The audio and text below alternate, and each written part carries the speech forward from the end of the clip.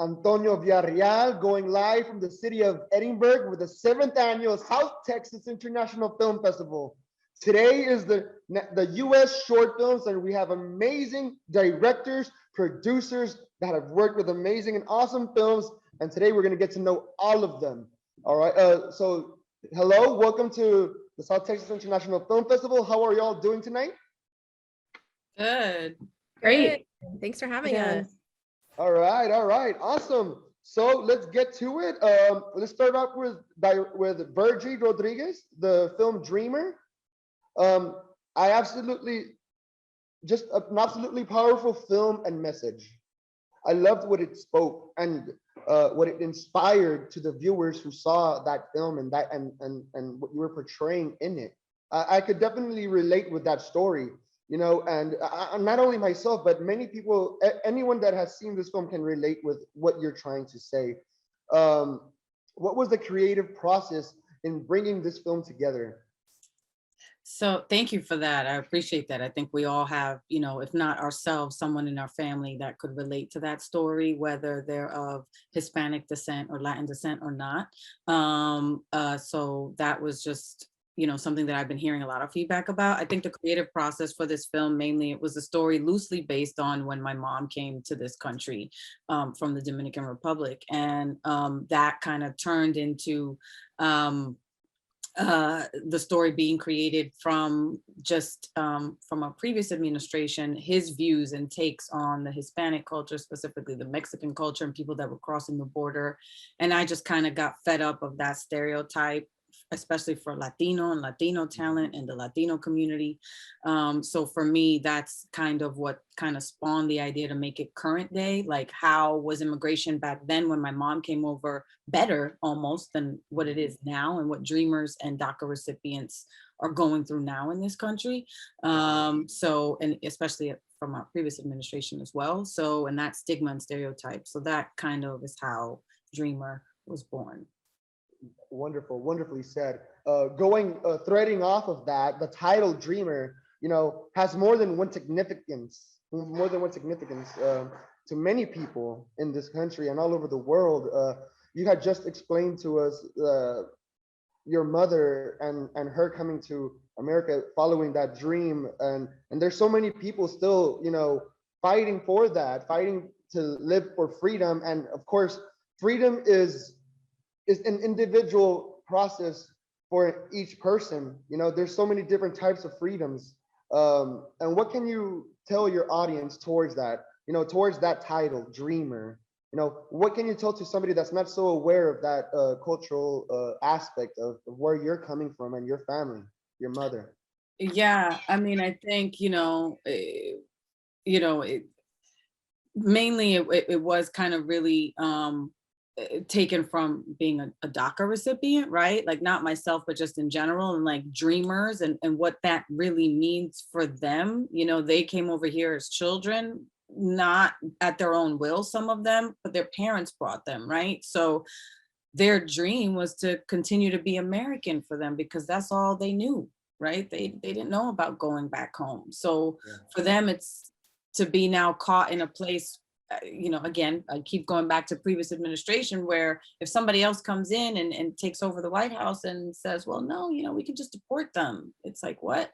The only dream they ever had was just growing up, going to school, becoming a better person, caring for their family. And that's the American dream, so to speak. So to them. So for that to be kind of, possibly taken away from them is a scary place to live. Your dream is now stripped, right? So I think for me, that really, it wasn't, I didn't think of it that way when I named them. It was really just dreamers. I wanted to highlight that. And again, just highlight, how can we still be here if, so many years later, and not everything's perfect, but if anything, it was to start the conversation. So I hope it did that at least, and continues it. I can assure you, it definitely started a conversation to the viewers, an internal conversation, and not only an internal conversation, but a conversation with our friends, our families, our coworkers, the people we commute with, our community. I think coming together and fighting as a unit together, as unison together, we can accomplish so many things. And what your film showed and portrayed was, you know, that it gave us that answer, like, you know what, this could be me, you know, this could be my family, this could be us, and it doesn't necessarily have to be, you know, like in the dreamer aspect. It can be in so many different perspectives, but it all connects us together, and that's what your video, your film definitely showed. I loved the message, which is Thank you for going that. to my next question.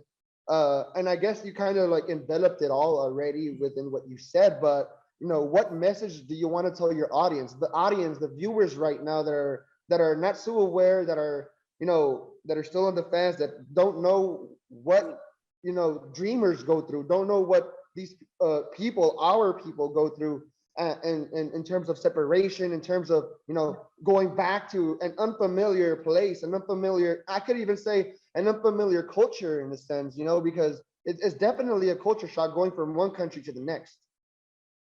You know, again, it's just the kind of thing, I think, for me, just as an artist and as a creative, hearing the sound. Remember when the kids were crossing the border with their families and they were being ripped from their families? That's another reason why that really kind of spawned that for me, was hearing that audio of like a security guard like making fun of these babies that are like crying in this cold place. You know, there's, again, we just need to kind of wake up and kind of not be tone deaf to that, right, a little bit. And I just hope that this film did that. I hope it's a conversation starter. I hope people want to get involved and understand what's going on, especially in, you know, in Texas. Yes. You know, I know that a lot of that happens there, so I really Yes. do hope it's just about, let's talk, are there ways we can get involved and help, whether we're of Latin descent or not? It doesn't matter, right? So this is a humanity thing at this point. So if there's any way we can help and get involved, I would say get involved for me.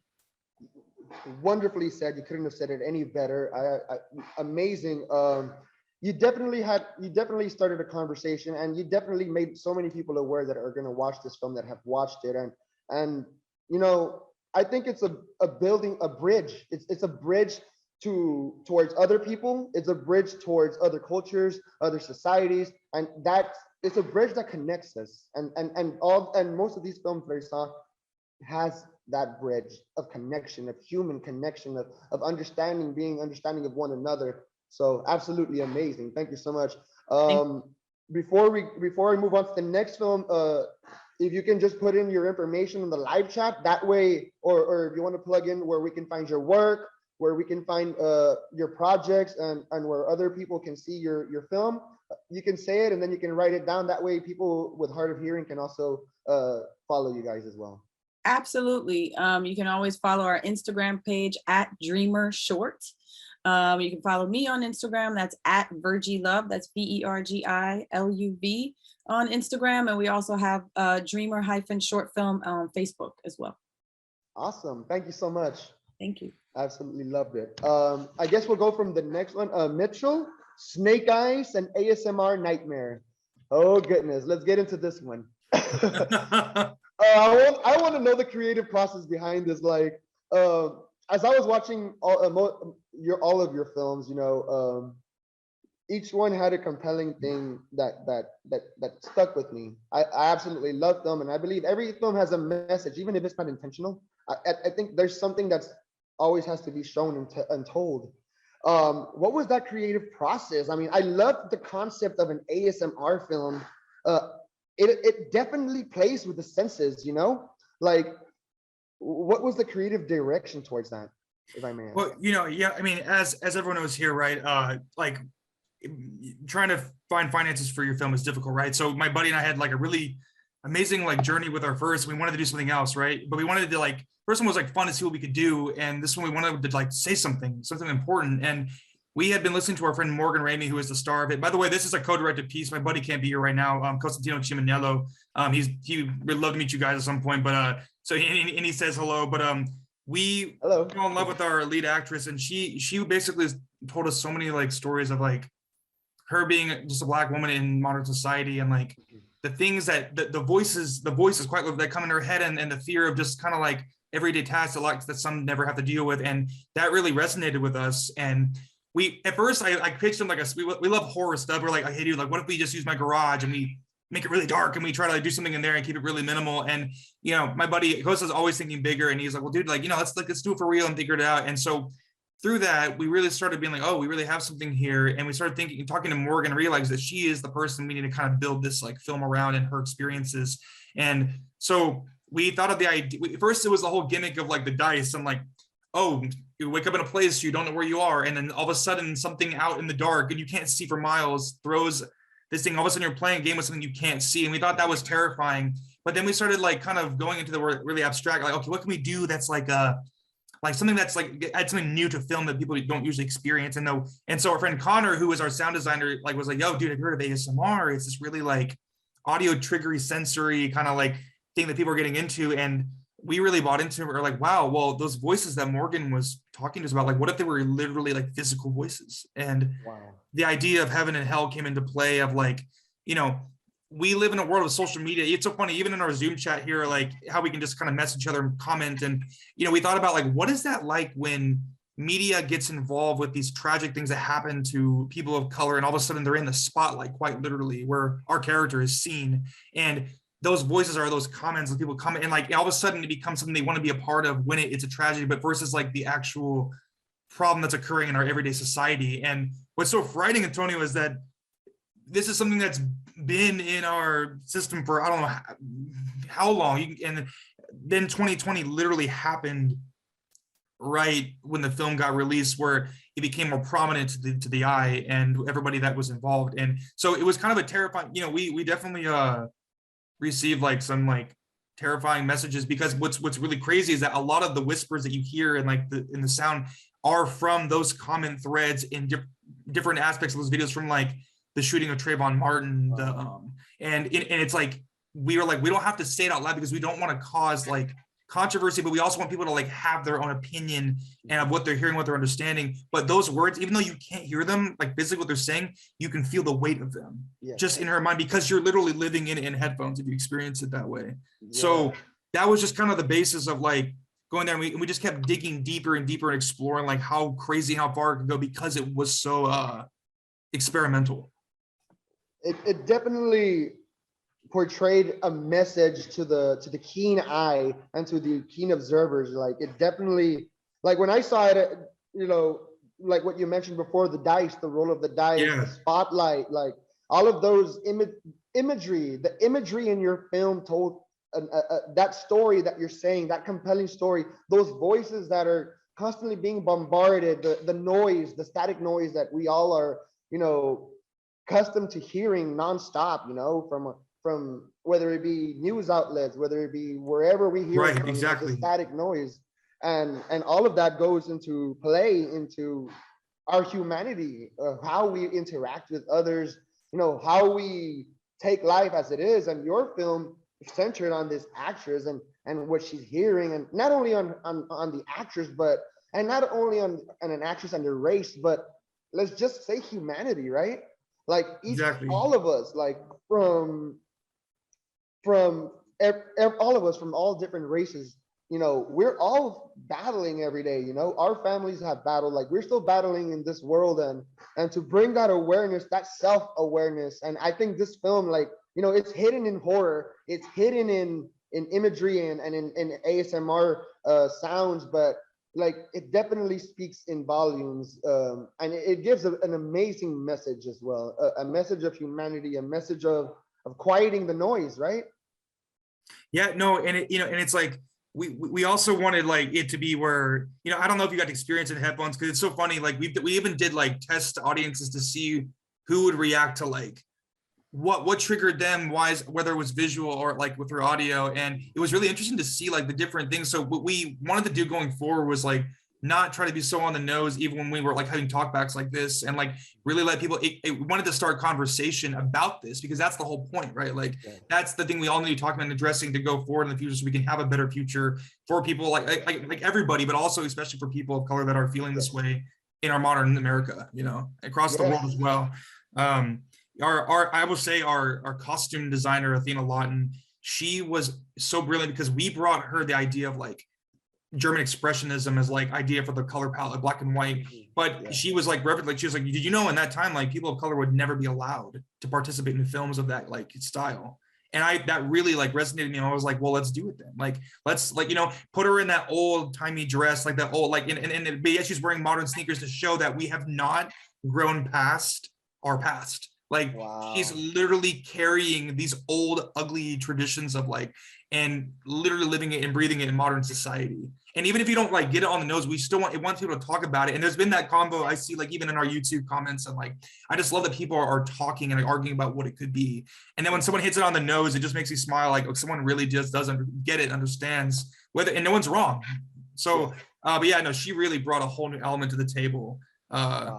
We wanted to shoot purely in black and white, so we actually were able to. Our first AC knew somebody in Russia that had one of the like very few like rarely built red monochrome, which is it's a Red Dragon basically camera that the sensor only picks up black and white.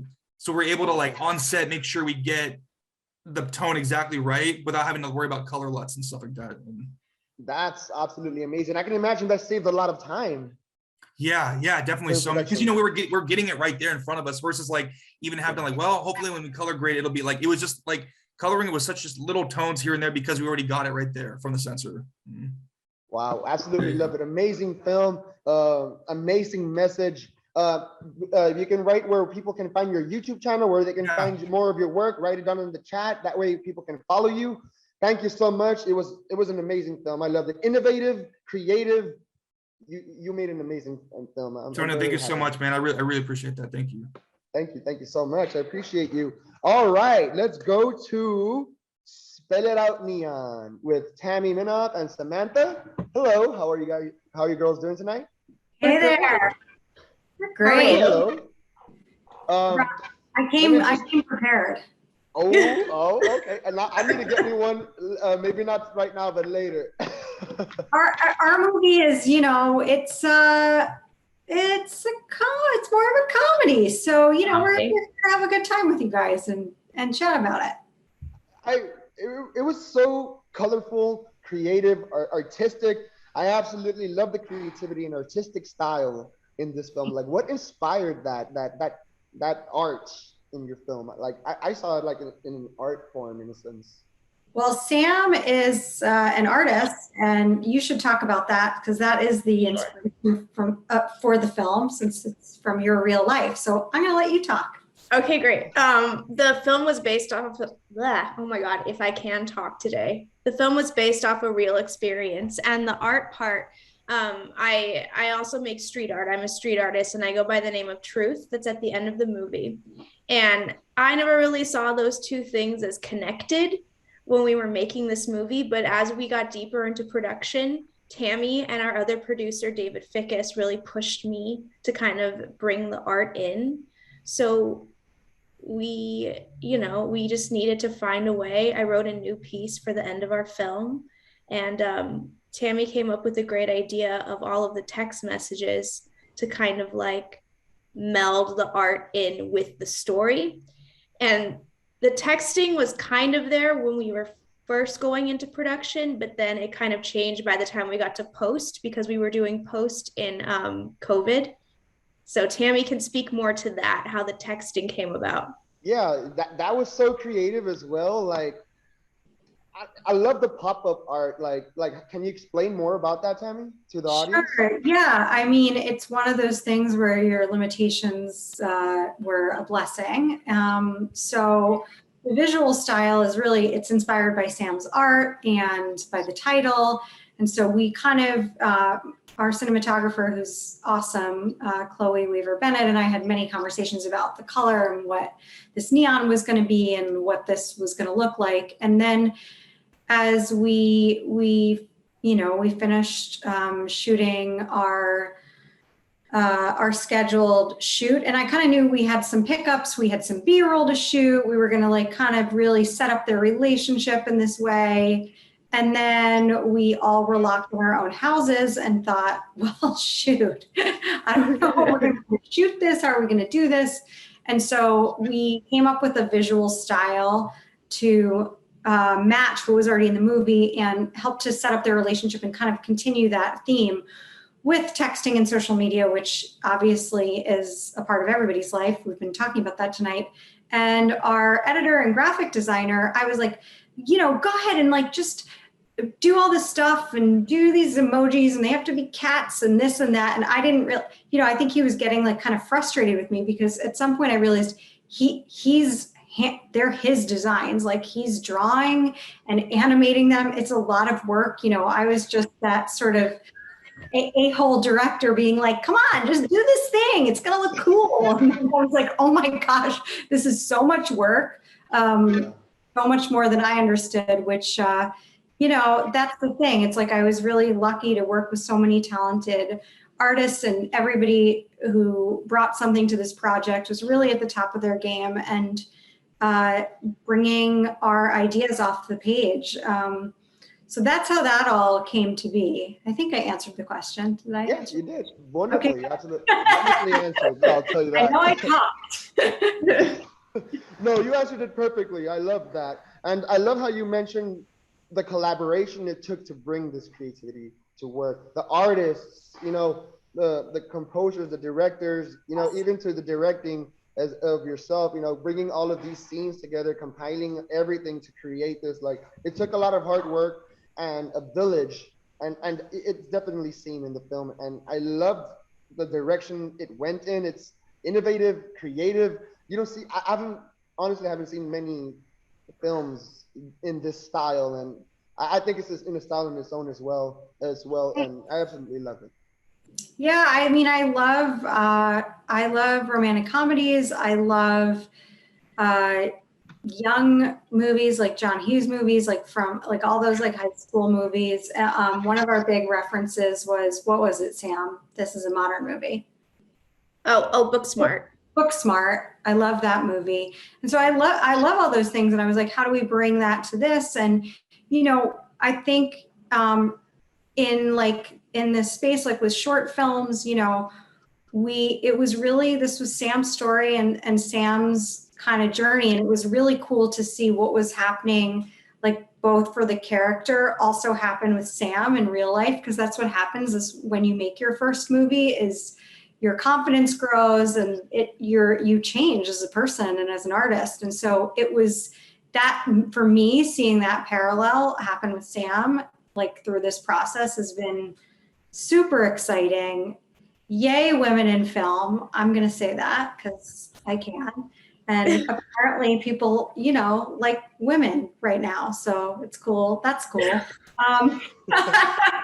But we had a lot of women on our creative team. I love men too.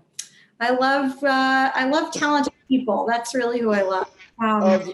So yeah, we were really lucky. This was really, it was a labor of love from beginning to end, from everybody. Definitely.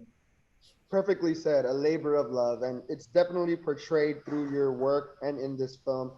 Anywhere where the audience can find more of your work and find you and follow you, support you. Sam, you go first. Oh yeah, Instagram, Twitter, TikTok, we're everywhere. My Instagram is Samantha Belen Lester. Our film is at Spell It Out in Neon. Awesome. Yep, I'm at Tamzers Min on Instagram. I made another little movie called, that's a feature called Limerence, which is on Amazon Prime and most other platforms. So that's also about an artist. So yeah, there you go. Wonderful, wonderful. If you ladies can just type your information in the chat as well. That way, if anybody's hard of hearing, they can follow you and search. Sure, you. sure. Awesome, amazing. Let's go to the next one. Regina, how are you doing tonight? Hey, I'm great. Thank you so much for hosting here, Antonio. You're doing an amazing job. And this festival has been awesome. I think I'm very excited to be in with these other filmmakers. First of all, to find out that a lot of them are, you know, kind of neighbors, and then just the phenomenal work that everyone's doing is just, it's so uplifting. Thank you for having us. Thank you so much for those wonderful words. And we are honored to have each and every one of you with us at the film festival. you guys definitely brought more than your A game. You brought all your passion, all your hope, all your dreams. You brought it all, and I can definitely see it through the screen. It bleeds and it speaks. Now going into the meat of Recombined, I think this story, in my opinion, like it has so many layers, and it's a whole, it created a whole world on its own. It's a world building story. And I could definitely see the small details, the intricacies that took place into creating these scenes in this world. Can you describe to the audience a little bit about that, please? Yeah, so this is our 6-minute proof of concept. It was written by Karen Sandler and adapted from the world of her Tankborn trilogy novels, their YA sci-fi series. Really, it explores a futuristic society that is established on a caste system on planet Loka and maintained on the backs of genetically engineered humans born in gen tanks. I really feel like it's a mirror of our current political and social turmoil. The gens really represent every marginalized group that have been vilified as animalistic and less than human. The supremacist trueborns could be our own 1%ers, those who make the rules to protect their own wealth and power. And so that's really the world in which Recombine lives. And then Kayla is the main character of these 3 novels. I also co-wrote the pilot with Karen Sandler, the author of the novels, which you can find on just about everywhere. We're currently pitching this as a series, so this is our proof of concept for that. Wow. Really, the main theme, I feel, addresses what it means to be human as the gens rise up in a society that has become segregated on the basis of socioeconomic status, the color of your skin, and the way that you were born. So really, Kayla goes through all 3 of the novels. She's our central protagonist, and she unleashes an uprising against the Trueborn enforcers amidst the destruction of their sacred union and their process of how they sort of get married there, and the death of her best friend. So she wasn't called initially. She's, didn't know that this is something she would have within her to rise up against a whole society that was designed not in her favor, and yet she did. So that's Recombined in a nutshell. And yeah, the world building element, I've always loved sci-fi and genre. This was my first real opportunity to direct that, and I think you can't wait for those to give you the green light. You just have to green light yourself and find ways to get it made and make your vision come to fruition. And it's just funny because as you do, I feel like the road does rise up to meet you. Like other people will come along your journey and be like, okay, what can I do? How can I help? Let's make this happen. Wonderfully said. And I completely agree with everything that you've said from the beginning, going based off of, what you mentioned, like going off this tier system, the 1%ers segregating themselves from, the community, the world, right? And I definitely saw a lot of that, that I saw that message throughout the film, and it made me think like, these people escaping their world to go into another world that's basically the same system that's being run as the world, and then finally them coming together and finally saying it's enough, it's enough of this, like we want our freedom. And throughout the whole film festival, I mean, I've already said this before, like there's a current theme that's being played, like, and that theme is humanity, the human element, the human aspect of what makes us, come together, what makes us grow, what makes us create and fight for our freedoms, for what we as individuals call freedom, and there's so many examples in this society now, and your film being a sci-fi film, it captures the audience that might not be so into the political sociological aspect of the community, but you're still gauging them through the sci-fi, through what they love, and they're still being able to think and say, wait a minute, like we can do better, we can be better, and so I absolutely love that. If I may ask, how long was the production for this film? Oh, it's really a great question.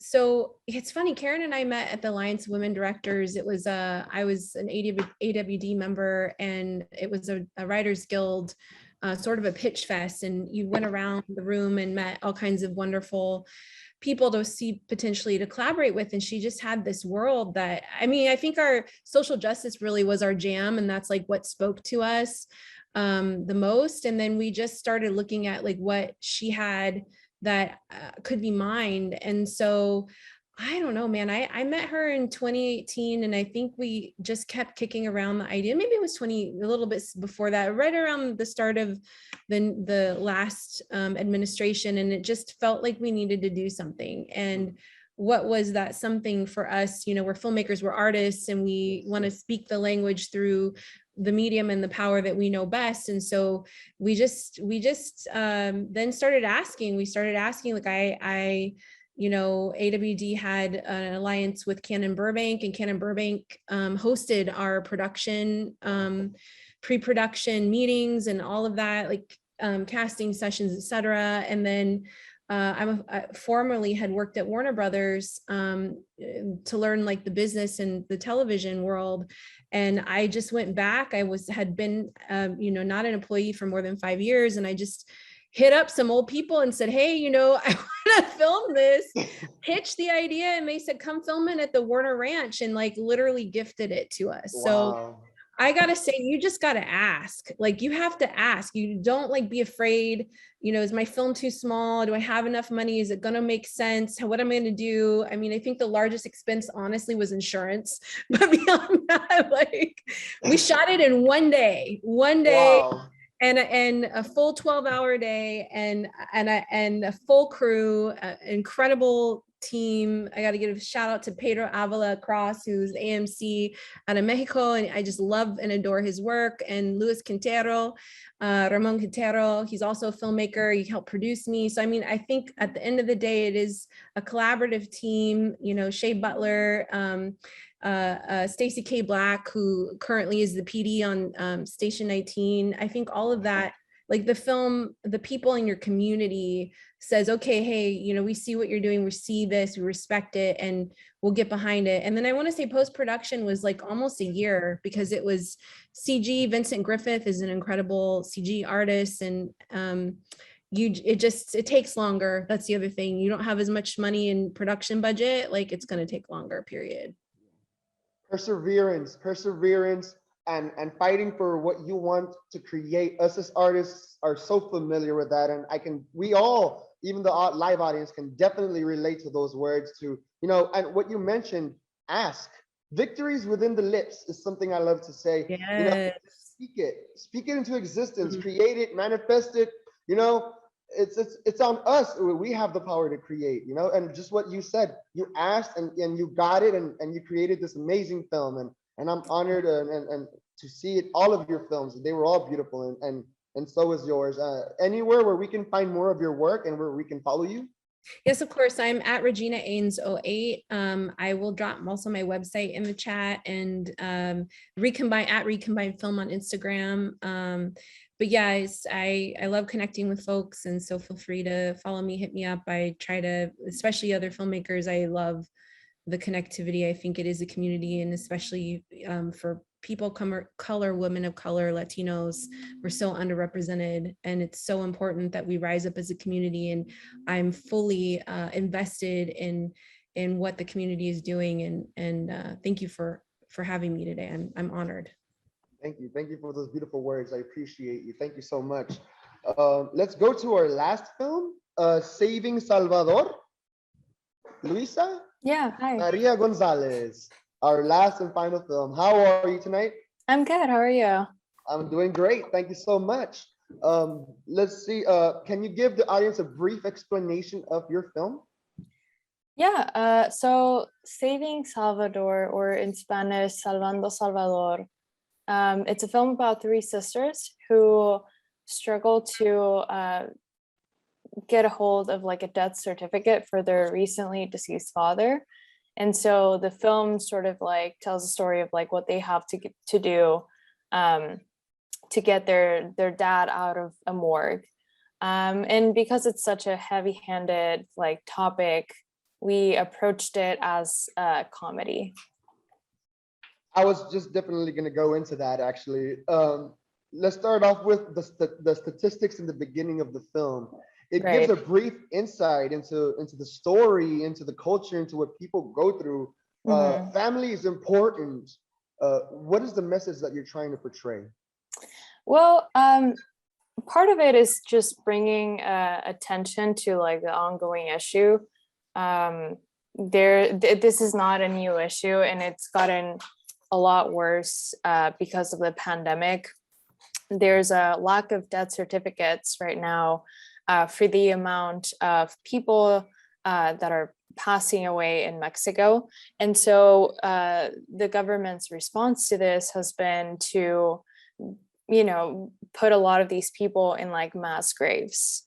And so a lot of family members go on without giving their relatives like what would be considered like a proper, burial.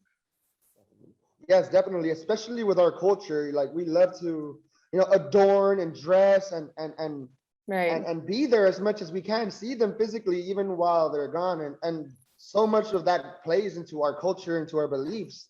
And Mhm. so I definitely can relate with you on that. The comedic approach, it was funny. I love the banter between the characters, the shenanigans that was going on in the film. Can you describe a little bit of to what made you use that comedic angle to bring the audience in? Yeah. So the inspiration really came from like my mom and her sisters, what they had to go through to bury my own grandfather. And a lot of the things that they had to go through, some way or another, it just ended up being somewhat funny, like all of these characters that they had to interact with, and then all of the bickering between each other, like it just kind of lent itself to like a very like dark comedic sort of like tone. And so that's why I decided to go for a like a dark comedy, and also just because I think it's like using comedy for me personally, it's like a way to cope with hard topics, hard situations. So that also play a role into it. Excellent answer. I love what you said. So many people associate differently with so many ways, so many different messages, and with so many things we connect differently, but it all brings us together in the end. Right. From comedy to sci-fi to horror to art, all of these amazing concepts, within their own messages come and bring us together. As a whole, as a humanity, as a human aspect. Anywhere where we can find more of your work? Sure. I'll go ahead and write in the like usernames for both the film and then my own. But yeah, it's usually all just on Instagram. Awesome. Thank you guys so much for your amazing films, for your beautiful and amazing answers. I'm sure the viewers learned so much from each and every one of you. Thank you for submitting to the South Texas International Film Festival. We look forward to seeing your faces again. Have a wonderful evening. Thank you so much. Enjoy your nights. Thank you. Thank you. Bye. Thank you. Antonio, thank you, man. Nice to Bye. meet you. Pleasure to meet you guys. Bye.